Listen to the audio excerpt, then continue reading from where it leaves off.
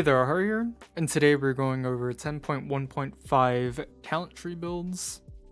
So, 10.1.5 is around the corner, and we want to see what are the possible builds we can run.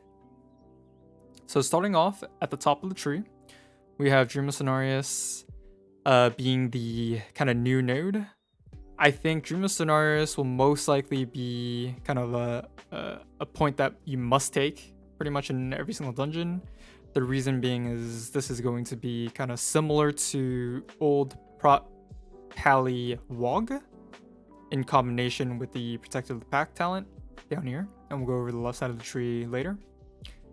So Dream of Cenarius will save your teammates, yourself, whatever scenarios. You'll always have, some kind of mistake, hiccup, missed kick, whatever it might be inside of an M+ dungeon, and you can help save yourself, your teammate, with this Dream of Cenarius.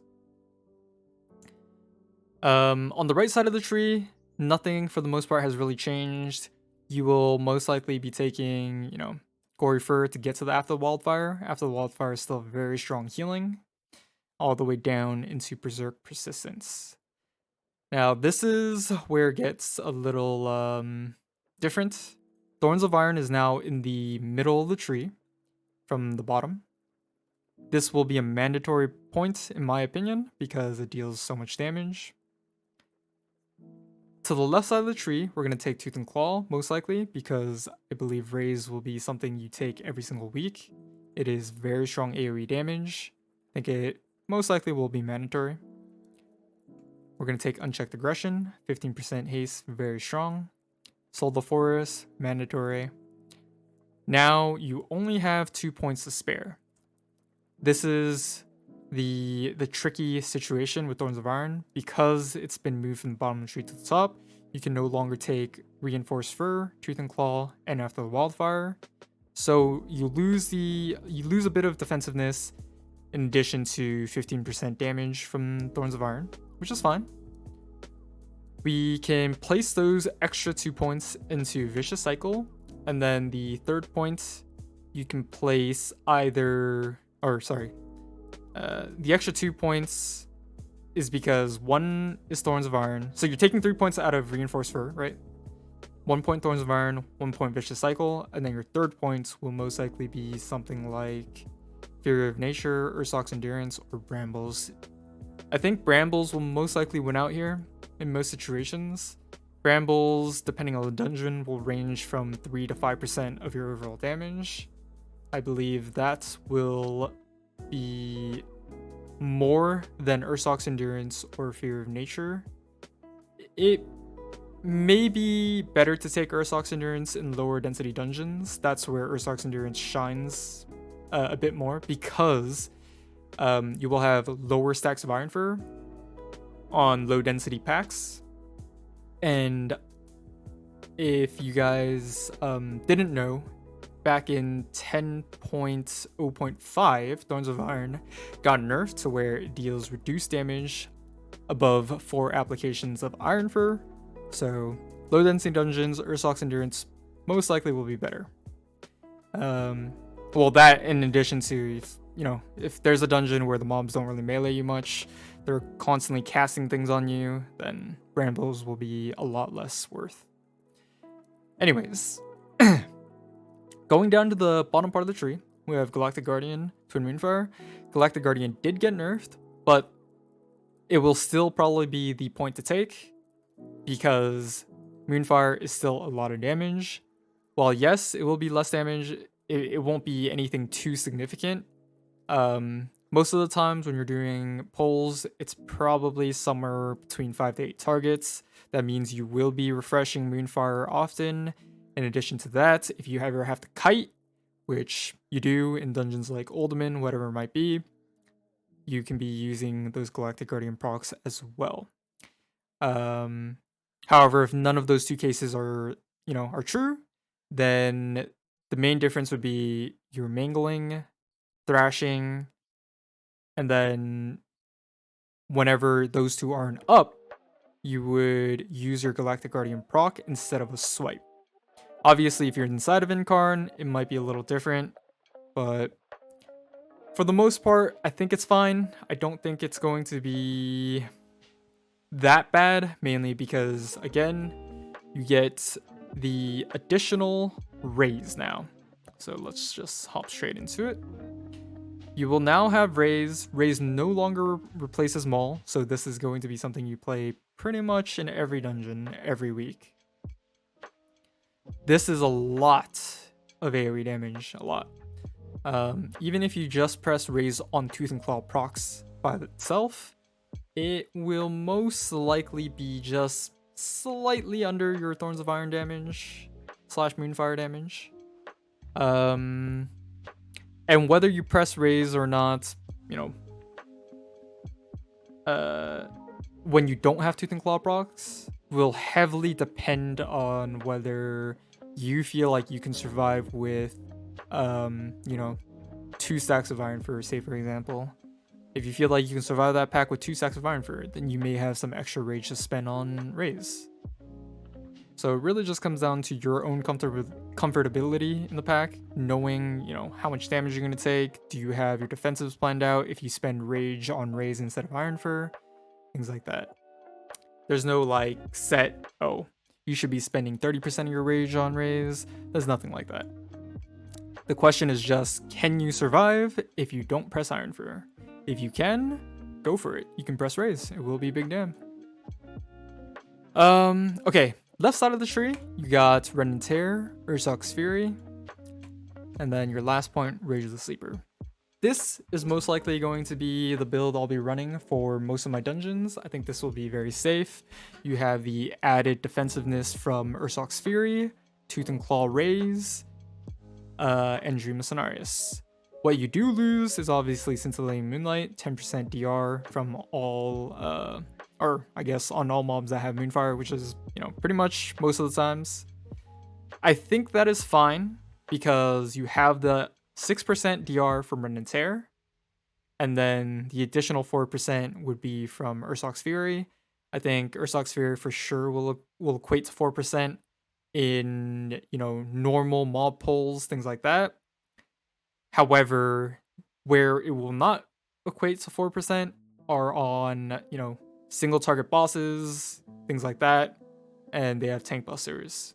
That is where Ursoc's Fury will not be able to make up for it, which is fine in my opinion, because most of the times, or at least as far as this season goes, most of the dungeons don't seem too bad. You have a defensive up every single time. I think the only exception may be the last boss in Neltharian's Lair, depending on whether you press it defensive for the landslide. So that one might be a little tricky. You'll have to like weave in, you know, defensives accordingly. But for the most part, this season is much better than last season in terms of having defensives for tank busters. Last season, there were lots of frequent magic tank busters, in addition to Barkskin being on a longer cooldown. Barkskin is now 32 seconds instead of the, I think it was like 40 something. So it is a lot better now. You, for the most part, have Barkskin for most mechanics, and then you can weave in your SI, you can weave in their Tooth and Claw procs, and your Rage of the Sleeper. So you have a lot of defensive tools to work with for those tank busters. Alright, on the left side of the tree, the main difference is Rising Light, Falling Night. This is a new node. In order to get this, you will be taking it out of Gale Winds and Incessant Tempest. So before, you pretty much ran it on the right side. You would go here to Ursul's Vortex. But now you don't do that anymore. You'll most likely be going Rising Light, Falling Night into Ursul's Vortex. In addition to that, because you're running Dream of Cenarius, you really want Protector of the Pack. The points that I'm most likely going to be taking out of is Innervate Nature's Vigil.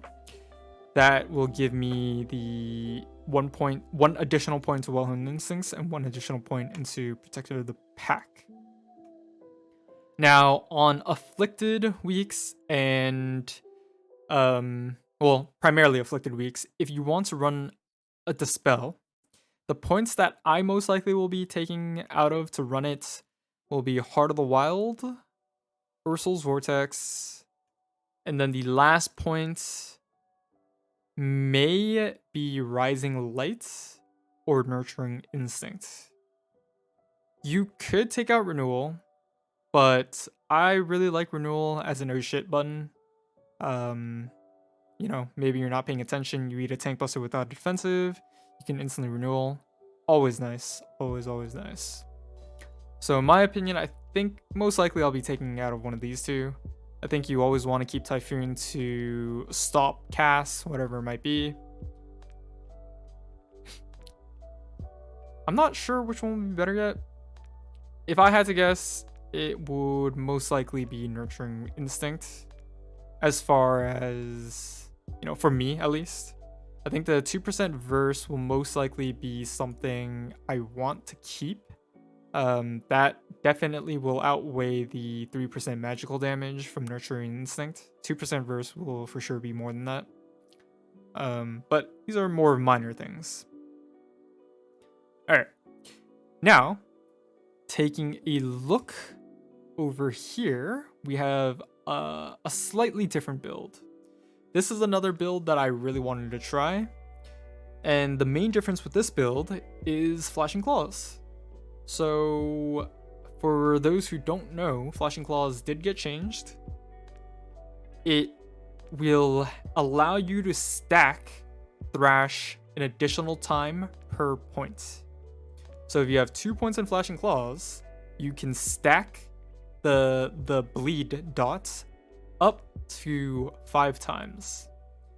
And because you're running Rend and Tear, what that means is you will have that 10% DR that you're losing from Scintillating Moonlight, in addition to 10% increased damage that you'll deal to the mobs. In my opinion, I think this will be very strong. The cons are you lose Rage of the Sleeper and you lose Ursoc's Fury. I think that will be okay. I want to say that will be okay. Depending on the dungeon. You can probably draw Ursoc's Fury and Rage of the Sleeper because, again, you do have Dream of Cenarius. You do have Raise, Tooth and Claw. You have these things. And so I think it will be okay. If you really wanted, you could also, you know, just take 1 point in this and then put in Ursoc's Fury or Rage of the Sleeper if you really need those to survive. I'm not entirely sure what I'll do yet. I think 1 point in Rage of the Sleeper might outweigh 1 point into Flashing Claws. And it'll give you that additional defensive. This might be better, to be honest. But again, to be determined. We will have to see. Alright, that's pretty much going to be about it for this video. If you guys have any interesting builds, feel free to, you know, put it in the comment section below. I'll definitely check it out. Hope you guys enjoyed, and I will see you guys in the next one.